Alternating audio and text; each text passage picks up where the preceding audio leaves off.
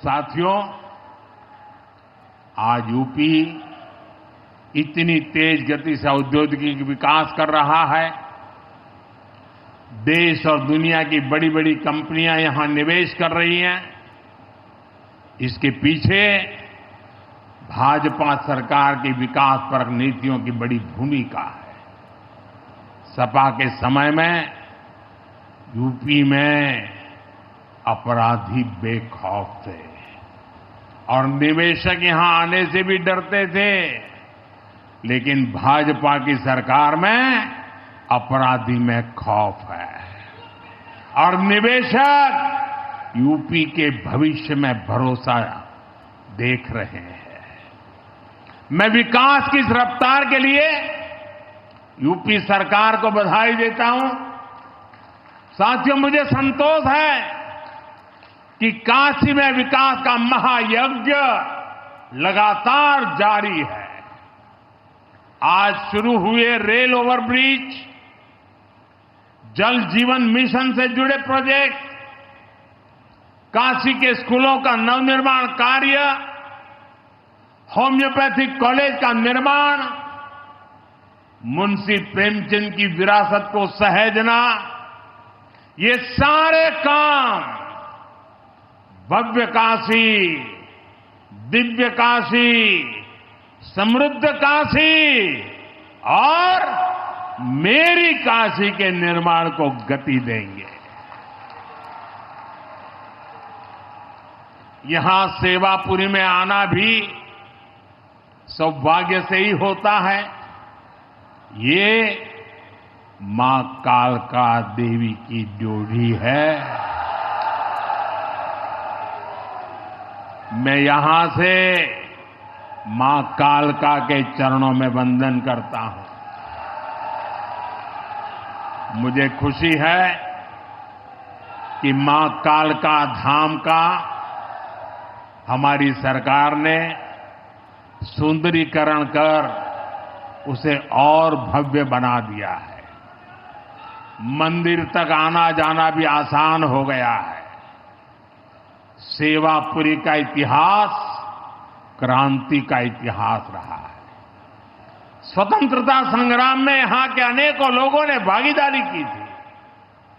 यही वो सेवापुरी है जहां महात्मा गांधी की कल्पना साकार हुई।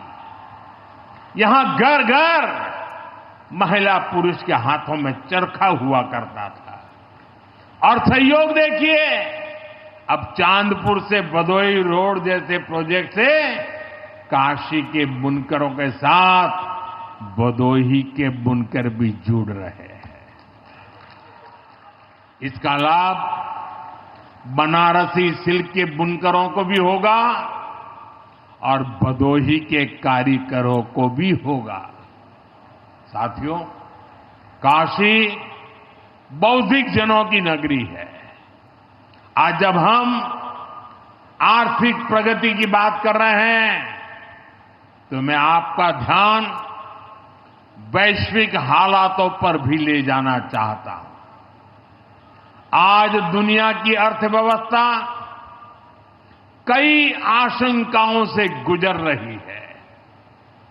अस्थिरता का माहौल है।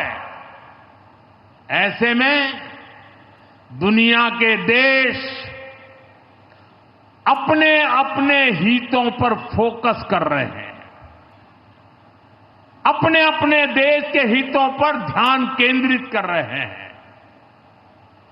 भारत भी दुनिया की तीसरी सबसे बड़ी अर्थव्यवस्था बनने जा रहा है।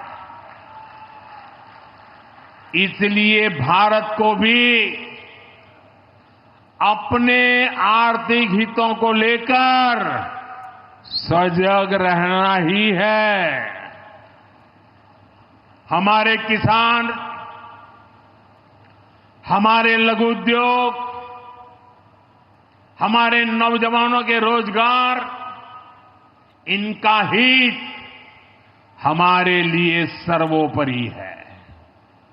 सरकार इस दिशा में हर प्रयास कर रही है, लेकिन देश के नागरिक के रूप में भी हमारे कुछ दायित्व है। और ये बात सिर्फ मोदी नहीं, हिंदुस्तान के हर व्यक्ति ने दिन में हर पल बोलते रहना चाहिए, दूसरे को कहते रहना चाहिए।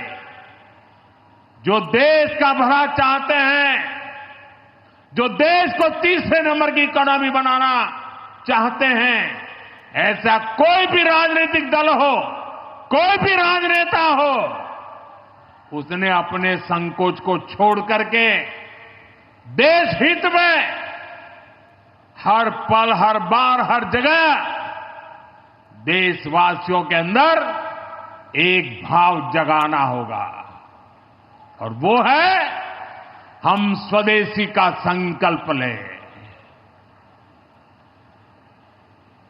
अब हम कौन सी चीजों को खरीदेंगे, कौन से तराजू से तोलेंगे? मेरे भाइयों बहनों, मेरे देशवासियों, अब हम कुछ भी खरीदें तो एक ही तराजू होना चाहिए। हम उन चीजों को खरीदेंगे जिसे बनाने में किसी न किसी भारतीय का पसीना बहा है। और जो चीज भारत के लोगों द्वारा बनी है, भारत के लोगों के कौशल्य से बनी है, भारत के लोगों के पसीने से बनी है, हमारे लिए बहुत स्वदेशी है। हमें vocal for local, vocal for local मंत्र को अपनाना होगा। हम संकल्प लें कि हम मेक इन इंडिया प्रोडक्ट्स को ही बढ़ावा देंगे। हमारे घर में जो कुछ भी नया सामान आएगा, मैं नए सामान की बात कर रहा हूं, हमारे घर में जो भी नया सामान आएगा वो स्वदेशी ही होगा। ये जिम्मेदारी हर देशवासी को लेनी होगी। और मैं आज मेरे व्यापार जगत के भाई बहनों से विशेष आग्रह करना चाहता हूं। मैं मेरे दुकानदार भाई बहनों से आग्रह करना चाहता हूं, जब दुनिया इस प्रकार से अस्थिरता के माहौल से गुजर रही है, तब हम भी, चाहे व्यापार हो, छोटी दुकान हो, कारोबार करते हो, अब हम हमारे यहां से सिर्फ और सिर्फ स्वदेशी माल ही बेचेंगे। साथियों, ये स्वदेशी माल बेचने का संकल्प भी देश की सच्ची सेवा होगा। Zee News.